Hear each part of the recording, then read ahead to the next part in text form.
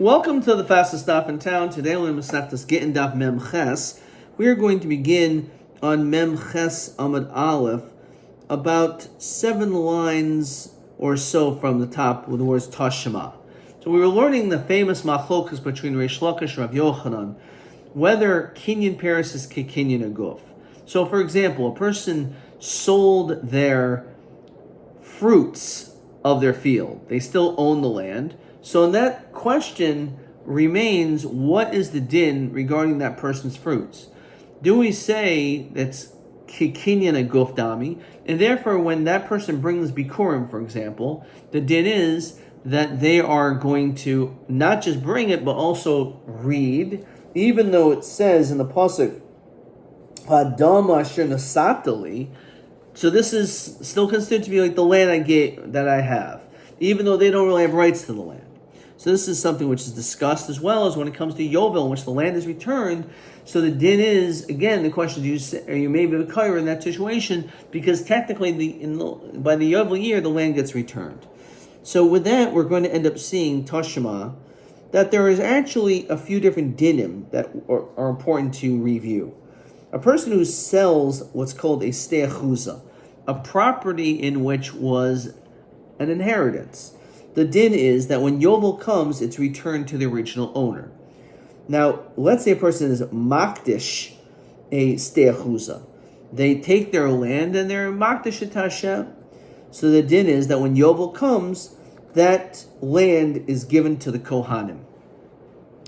And lastly, there's a din when it comes to being makdish a sedei mikna.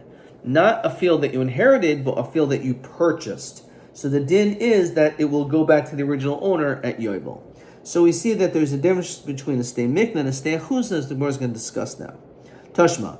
Hakaina ilan v'karkoi maybe v'kaira. So going back to what we're talking about in Bikurim, if a person acquires a tree and its land, then you read, says Rashi, v'yafa gad dehada b'Yovel.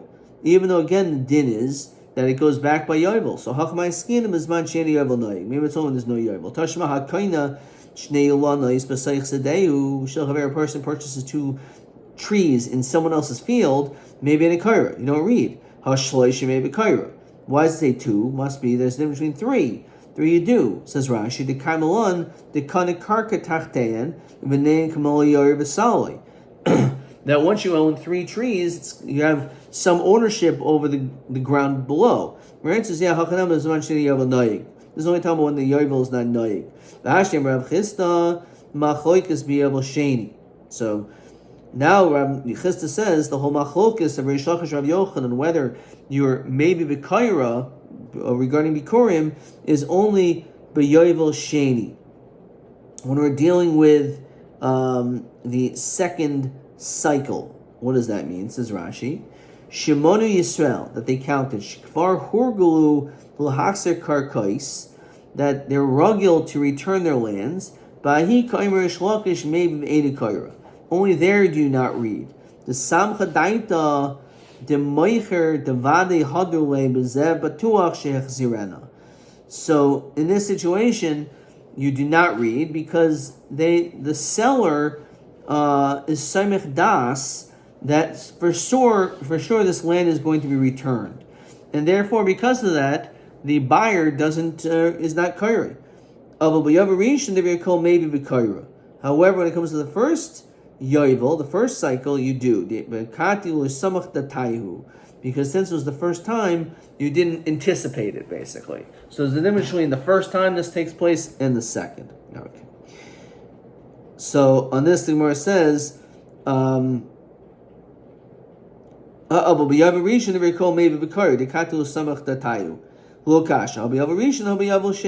again, that's the distinction.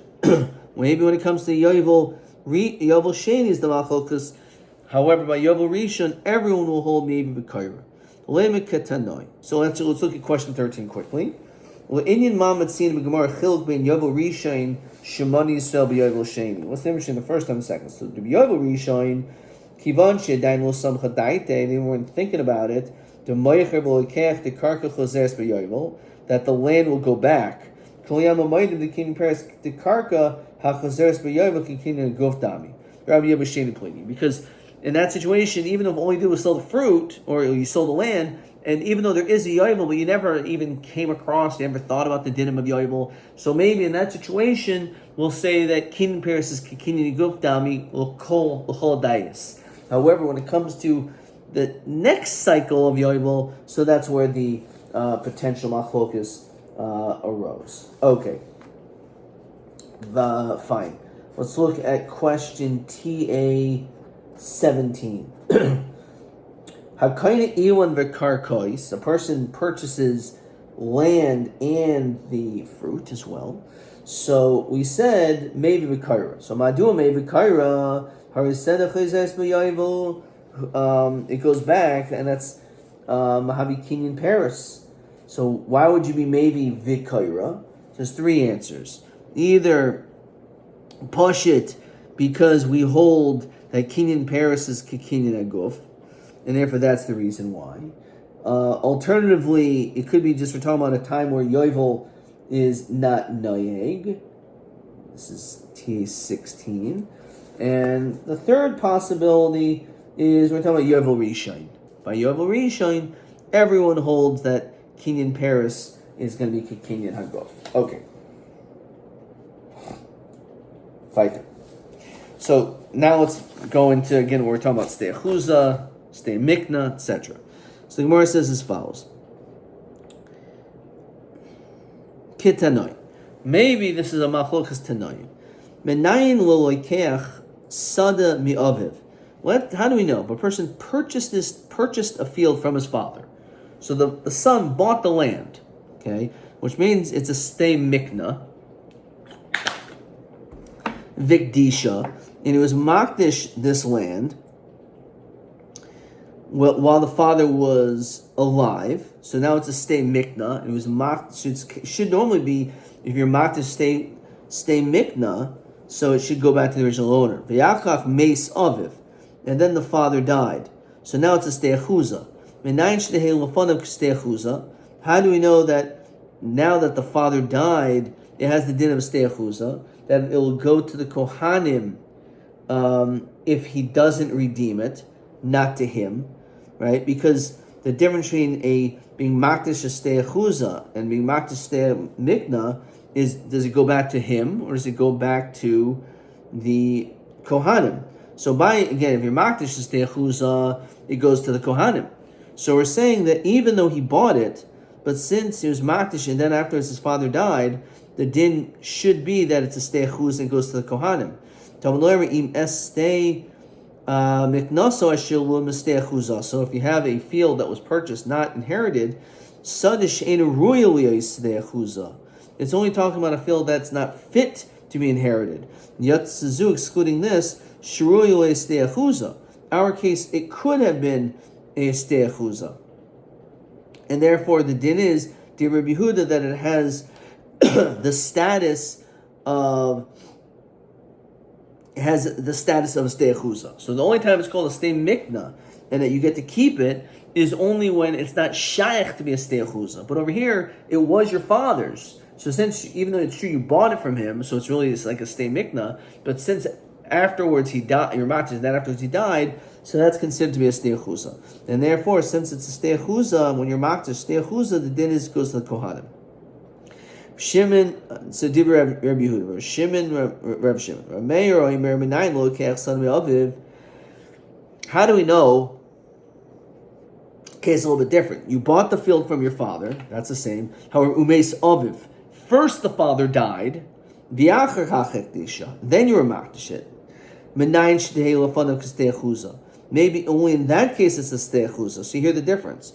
The first case we mentioned, the son purchased it from the father, but he was makdish it and then the father died. Here, the father died and then he was makdish it.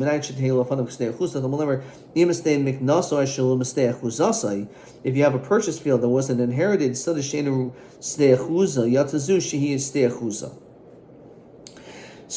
the chiluk between them is this situation. We're only saying the two cases. The first case that was said is that he bought it from his father, he was makdish, and then the father died. To be ilu Rabbi Yehuda Bar Shimon meis aviv acha chaktisha l'tzricha kra. According to him, you certainly would not need a pasuk if the father died first. So certainly it's considered to be a stei achuza. Maila b'hak mifgi. The Rameir Savar Kinyan Paris Kinyan Gufdami. Rameir holds that it's considered to be that the fruit is like the ownership of the land itself. Ubaha b'misas aviv hu delo yoris v'lomidi. But now the father died, he's not going to be yorish anything. So therefore, it's considered to be he's not yorish. V'hilkach meis aviv, if the father dies. V'yachach chaktisha sarchra. That's why you need a pasuk in the case where the father dies first, and then you're makdish. That's still considered to be, in that case, a stei achuza. So, when the son bought the field from the father, he only had a kinyan peros. Since by Yovel, as we said, it goes back to the father. So here, we hold it must be kinyan aguf. Must be kinyan peros is kinyan aguf, is what we're saying, according to Rameir. So the son owns it entirely. And it's therefore a stei mikna, a total purchase. And it's a chiddush that it's a stei achuza, since without the pasuk you would say that it's a stei mikna, since kinyan peros is kinyan guf. So even though the father will get it back by Yovel technically, but the son bought the peros, must be kinyan peros kinyan guf. Even though it seems entirely like a kinyan. Like a stei mikna, the chiddush of the pasuk says no, it's not a stei mikna, it's a stei achuza, because he holds kinyan peros kinyan guf. Rabbi Yehuda Bar Shimon Savri kinyan peros lav kinyan guf dami. Therefore, even though the son purchased the fruits, he didn't own the land. So he only gets the land after the father died, because kinyan peros is lav kinyan guf. Therefore, the father died first, and then afterwards, that means he now acquires the land and he's makdish it. You don't need a pasuk there. When you're makdish it first, then the father dies. That's what it's needed. So maybe this is gufa machlokas of Shokish Rav Yochanan. Some Rav Nachman Rabbi Yitzchak La'omei Malach Ba'alam Aksav Rabbi Yehuda Rabbi Shimon Kiberes Kinyan Guf Dami. Maybe he also holds that when you own the fruit, it's like you own the land too. So therefore, even though it's true that the father is going to get the land back in Yovel, technically, if he lives that long, so then it doesn't make any difference. The son owns everything, and therefore it's a great chiddush that it's not considered stei mikna. V'hachar Yehuda Rabbi Shimon Krash Kachu V'darsh. They looked at a pasuk and they interpreted that pasuk. Lichtoi Rachmana, the pasuk could have just said Im stei miknaso asher lo achuzasai. My stei achuzasai. So why does it have to add that extra word? Field, stei achuzasai. So it's the drasha. Sada shena royal stei achuza yatzazu shirolio stei achuza. It's only a field that has no shaychus to become a stei achuza, excluding this one that was fit to be a stei achuza. So the machlokis is in the case of you're makdish it, and then afterwards the father died, whether it's considered to be in this case a stei achuza or stei mikna. Okay. Fine. So this is based on that pasuk. So Omer Rav Yosef, Ilav Dim Rav Yochanan Kinyan Peres Kinyan Guf Dami. It wasn't for the fact that he said this din that kinyan peres is kinyan guf, that once you own the fruits like you own the land, lo matzah yadav aragu bebeis medrash, wouldn't find literally hands or feet in the base medrash. What does that mean? Because when you have brothers that divide land, so the din is l'kucha saying they're considered to be like buyers. And when it comes to a stei mikna, it goes back to the original owners. That's the din. If you would say that kinyan peres is lav kinyan guf, then technically, when it comes to any Yerusha, all you're getting is kinyan peros, because the land is going to go back to the original owners by Yovel, and therefore, if you hold kinyan peres lav kinyan guf, then you really should never be able to read bikurim. These are the lav kinyan guf dami lo mishkachas demaisi bikurim. no one would ever be kairei when they bring the bikurim. El chad bar chad, only one child, ad Yeshua ben Nun, going all the way back to Yeshua ben Nun. So again, that's the din, because so look at Rashi, Machzir Yovel, Mishum Mitzvos Yovel, Hivani Emer Yerusha, Hamischalekes Havilakicha. So it's a purchase. So I'm in Paris, Hainu Kol Kicha, the Mishas Yovel, Lavki Kinyan Gufta, in maybe the Kaira. If you hold Kinyan Paris, Lavki Kinyan Guf, then you can never be able to read unless you have only one kid. There's no Yerusha. That your father has one son, and that son gets everything. But in the event there's any type of a Yerusha, they're considered to be little kuchais, and therefore it goes back to the original owners. Basically what happens is that they have to redivide everything. So Omer Rabba Kra Masnisim Esaile. A pasuk as well as a teachings can support L'Reish Lakish. Kra, the pasuk says, as we can see in Mem Chasim and Beis, B'misbar Shnei Tevuos. Now Tevuos, which is talking about B'shasa Yovel, Yimchalach. Now it says Tevuos, which is referring to peros, fruits. Says Rashi, Alma in Gufa Karka Machar El Tevuos Shel Kol Shana. All you're selling is the tefua, the grain, the fruits. So we see that there's kinyan peres and lavki kinyan aguf. Mamasnisa the sanya b'chor noitel b'shnayim. Firstborn child, we know, gets double portion. Even besada hachozer sel b'yovel, even regarding to a field that goes back to the father by yovel. Now the b'chor only takes that which the father owes right now, not what is fit to eventually go to the father. A husband with the possessions of his wife, sarch harsha. You need some type of permission. Once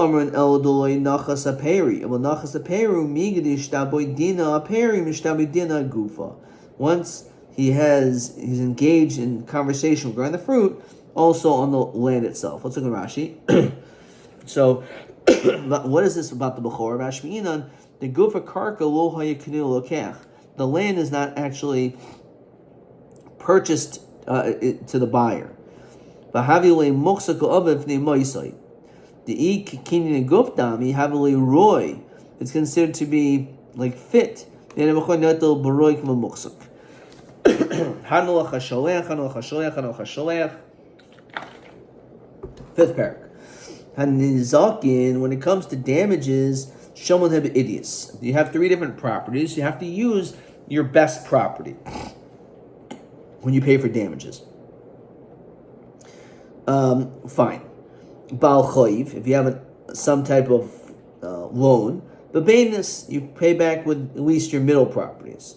Ksuvas Isha b'zibayers. When you pay back the Ksuvas Isha could even be the most inferior property. Ramer Omer Av Ksuvas Isha b'beinis. Rameir disagrees and says no. Also, when it comes to Ksuva, should be b'beinis.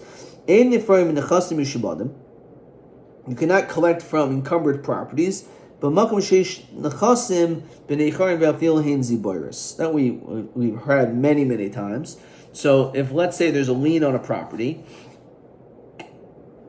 so you can't collect from that land if let's say the person who owes you money actually has something which is b'nei chayrin, which is unconnected, with no lien. So you should collect that first, even though that land is ziboris. And from nechsi yisayim element is ziboris. We don't collect from the possessions of yisayim except for the lowest of qualities. In moitzian l'achilas peros, we do not take out for the eatings of fruit, l'shvach karkois, the improvements of land, l'mazan isha, or for the mazan of a woman, wife, abanais menachasim yishubadim, a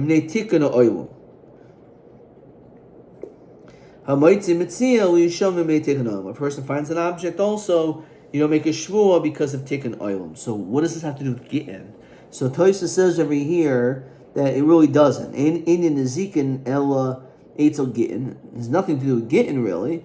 And Mishum, it happens, it's not in Seder nezikin. Tanal el b'hashlech mili the tikkun oilam tanale hacha. Things that are connected to tikkun oilam, like we were learning before about prusbul, other things which are tikkun oilam. So it's taken on. Took a Rashi. So Achil's perish vach karkois. Hagoizel saw the person steals a field. Umachal acher, and he sells that field to someone else. The Zara, and that other person planted it, but Samcha v'yas peros. Guy bought a land from a stolen property. Uvan Nigzel, so the original Nigzel, the original person who had the land stole, came. V'gava im periseha minokech. He wants to collect the fruits from the buyer. So all he does is the investments of his expenses, his basic expenses are paid. So you go back to the sellers of the Ganav. The Goyva Demei Karkin, he should pay for get back the value of the land. Okay. Says the Gemara. So all these things is tikkun olam. So deraisa is actually not a din derabanan. Tikkun olam is derabanan. It's deraisa. That's it. Meitav sedeo, meitav karmo yishalem. The pasuk says you're supposed to, when it comes to damage, you pay back the best of your field. So it says beferish, you have to pay the idios. It's not tikkun olam. So Rabbi Lutzricha el Rabbi Shmuel. The Yomer midiraisa ben nizik shamina. There's the mazik, the one who did the damage, and the nizik, the one who received the damages. So the question is, when we look at the different properties, do we look at the properties of the mazik, who's paying, or the nizik and his properties? Says Rashi, technically you only have to value the nizik's property. Sheim haisa zibaris shel mazik, ki idi shel nizik, in magbia el mzibar shelo. Let's say the mazik has great properties. He has land which is a AAA, a AA, and A rating, right? So his A rating is his zibaris. But when it comes to the nizik, he also may own A land, but that A land may be his best land, right? So in this, the din is, when it comes to the nizik, he only has to pay back the idios of what is considered to be the best of the nizik's property. He doesn't have to give his best, the mazik's best. He has to give back the best of what is the nizik's, which really is the worst of the maziks. Instead, because the tikkun olam say, no, you have to give the best. Not the nizik's best, but the mazik's best. So my Rabbi Shmuel, what exactly is Rabbi Shmuel we quoted? So the sign, Meitav said Meitav Karma Yishali, Meitav said Shal Nizik, Meitav Karma Shal Nizik the Rabbi Shmuel. That's what the Rabbi Shmuel holds. The din is the Nizik, which is what our Mishnah is like. We're saying Rabbi Kiva Aimer Lo B'Hakasav El Ligvais when the Zikin Mina Idis, that you collect when it comes to damages, Idis, the best, from the Mazik's property. Now, of course, it's the Mazik who's paying, but it means the best of his properties, not the Mazik's worst property, which could be equivalent to the Nizik's best property. The Kabbachomer Hektish. And certainly, when it comes to Hektish, would be the same thing. Rabbi Shmuel, down according to Shmuel, Achel Shmeina, let's say the guy damaged a fat animal, Mishalem Shmeina. Achel Chushim Mishalem Shmeina. Doesn't make sense. Why, according to Rabbi Shmuel, who says that we value based on the nizik, why is it if you did damage of something which is weak, why should you have to pay back more than that? So you ate a roe among roes. You don't know which one you ate. You pay the best. 1 second. If we knew it was the worst, Misham Kusha. Hashal Yadin, and now he doesn't know Misham Shmeina, you shouldn't have to pay them more, because he should say, prove to me which one I ate. El Rav Achabar Yaakov, as we continue on Mem Testament, this is discussed in what we comment, etc. Hacha, but my asking Idius, the Nizik, which is how I explained it, the Idius of the Nizik, right, which is, let's say, quality A, that's his best land. Kizi boyers the mazik, because the mazik owns AAA, AA, and A. So the mazik's ziboris is equivalent to the nizik's idios. Rabbi Shmuel savar ben nizek shaminan, Rabbi Kiva savar ben mazik shaminan. Again, the question is, can he give him the A land, or does he have to give him the AAA land? Okay, we're going to stop there. Let's see. Maybe another question.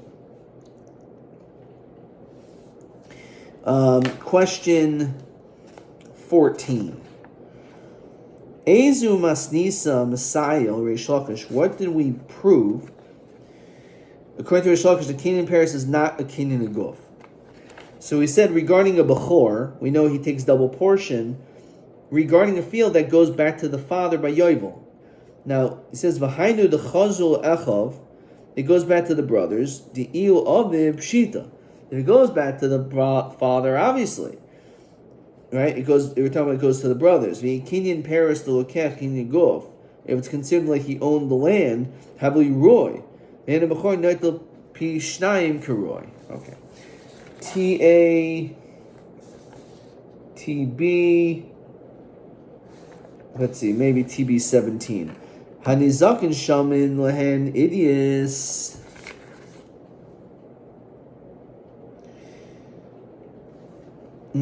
So ma tikano oilum. So he says, maybe it's Rabbi Shmuel. The oimim b'deraisa, but the nizik shamina, and maybe tikano olam shu nizharim ul mazik tikno hachmer lo l'shalom idios the mazik.